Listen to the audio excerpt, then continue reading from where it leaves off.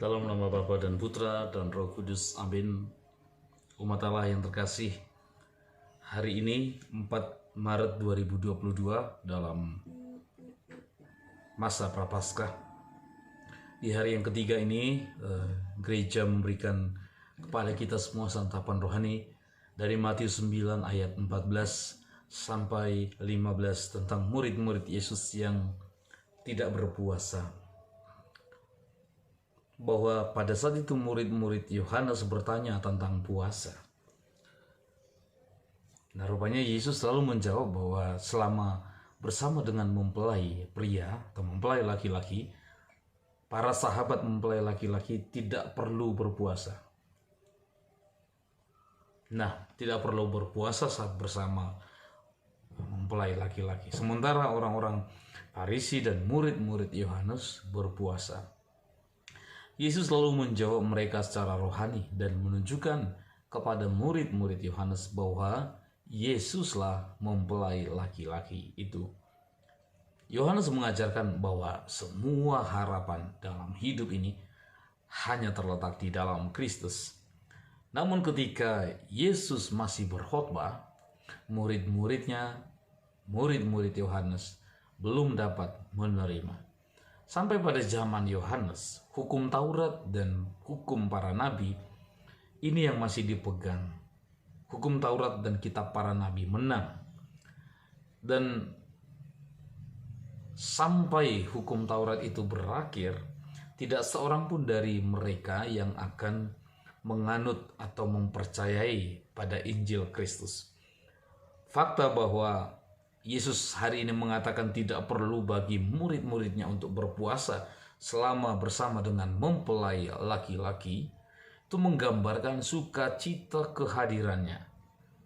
Dan dia adalah sakramen makanan suci bagi siapapun, bagi sahabat-sahabatnya dalam hal ini. Yang tidak perlu seorang pun berpuasa selama dia ada. Yaitu selama kita membawa Kristus dalam pikiran kita, dalam terang kita, dalam kehidupan kita. Namun begitu Yesus pergi, Yesus berkata bahwa mereka akan berpuasa. Karena semua orang yang tidak percaya bahwa Kristus telah bangkit, orang-orang ini tidak akan memiliki makanan kehidupan. Dengan iman dalam kebangkitan, iman akan Yesus yang bangkit, sakramen roti surgawi diterima. Barang siapa tanpa Kristus, ia akan ditinggalkan, berpuasa dari makanan kehidupan. Mengapa para murid Kristus tidak berpuasa?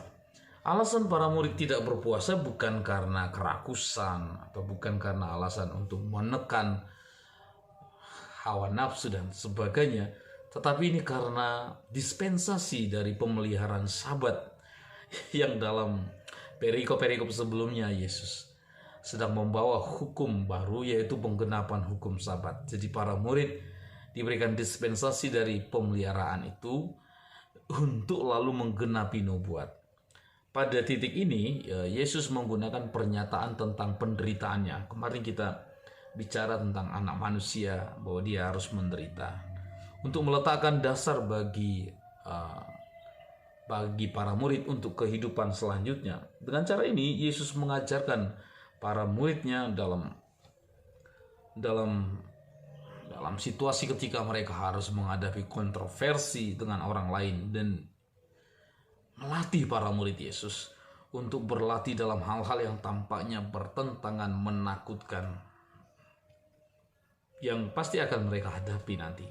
Untuk membuat pernyataan ini secara langsung kepada para murid, ya, supaya para murid ya pada saat ini jangan menjadikan itu sebagai beban bagi mereka. Nah, memang sampai saat ini bahwa kehadiran Yesus belum membuat para murid tertekan. Nah, sekarang saatnya ketika Yesus nanti akan mengalami penderitaan, pada saat itu mereka juga akan mengalami hal yang sama. Nah, para murid Yohanes nampaknya terlalu memikirkan diri mereka sendiri. Karena itu Yesus juga meletakkan kesombongan yang berlebihan ini melalui apa yang dikatakan. Ya. Karena saat ini belum tepat. Ya. Yaitu apa? Saat ia harus mengatakan tentang tema kebangkitan. Ketika Yesus memperkenalkan tentang anak manusia yang menderita, tidak semua orang dapat atau mampu untuk menerimanya. Nah, pertanyaan tentang puasa ini para saudara, ya, kita tahu bahwa para murid pada saat ini tiba-tiba mempersamakan atau menyamakan diri mereka dengan orang-orang Farisi. Mengapa kami dan orang-orang Farisi berpuasa sedangkan murid-muridmu tidak berpuasa? Nah, ada hal yang sama di sini, yaitu mereka telah disatukan oleh ikatan kecemburuan. Sesuatu yang biasanya kita tahu bahwa antara orang Farisi dan murid-murid Yohanes pertentangan, tapi saat ini mereka disatukan. Nah, orang-orang Yahudi cenderung menghargai Musa tidak lebih rendah daripada Tuhan, dan murid-murid Yohanes sama sekali tidak mau memilih Kristus daripada Yohanes. Jadi mereka sebenarnya menggerutu dalam kebencian yang sama terhadap Kristus. Mengapa kami dan orang-orang Farisi sering berpuasa sedangkan murid-muridmu tidak berpuasa? Mengapa? Karena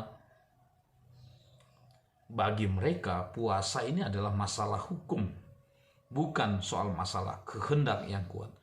Puasa tidak mencerminkan orang yang berpuasa, tetapi soal siapa yang memerintahkan puasa.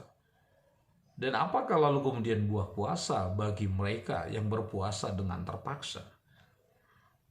Nah, oleh karena itulah para saudara, ketika Yesus hari ini berkata bukan waktunya untuk meratap ketika sahabat-sahabat mempelai laki-laki ada bersama-sama dengan mempelai laki-laki, mau menunjukkan bahwa untuk menjadi sahabat mempelai dan bergembira dan tidak menjadi marah atau menjadi bersengsara karena puasa.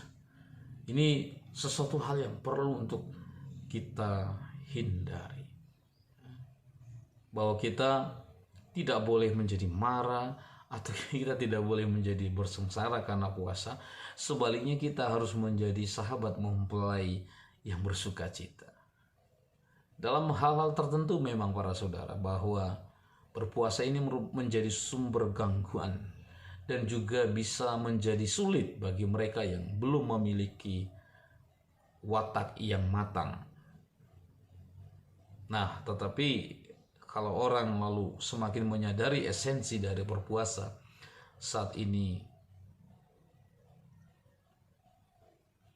digantungkan pada apakah Yesus ada dalam hidup mereka, Yesus ada dalam pikiran mereka. Dan kemudian ketika mereka menyadari bahwa Yesus tidak ada dalam hidup mereka atau berada di tempat yang sempit dalam hidup mereka, layaklah bagi mereka untuk berpuasa pada saat itu. Mari kita menjalani puasa ini dengan memegang prinsip ini, bahwa bersama Yesus tetap ada sukacita. Tetapi ketika kita terpisah dari Yesus, kita justru harus berduka cita. Kita harus meratap. Masa-masa meratap kita saat ini, masa-masa berpuasa kita saat ini adalah masa menyadari momen-momen saat-saat di mana kita berpisah dari mempelai Kristus. Lalu seperti anak yang hilang itu, lalu kita mau datang, mau kembali kepada sang mempelai yang utama. Dan di situ ada sukacita dan ada kegembiraan. Tuhan lalu memberkati usaha-usaha kita, puasa kita, pantang kita di masa prapaskah ini. Sehingga pantang dan puasa itu menjadi lalu berbuah dalam kehidupanku dan juga kehidupanku bersama dengan yang lain. Semoga Tuhan memberkati kita semua. Bapa dan Putra dan Roh Kudus. Amin.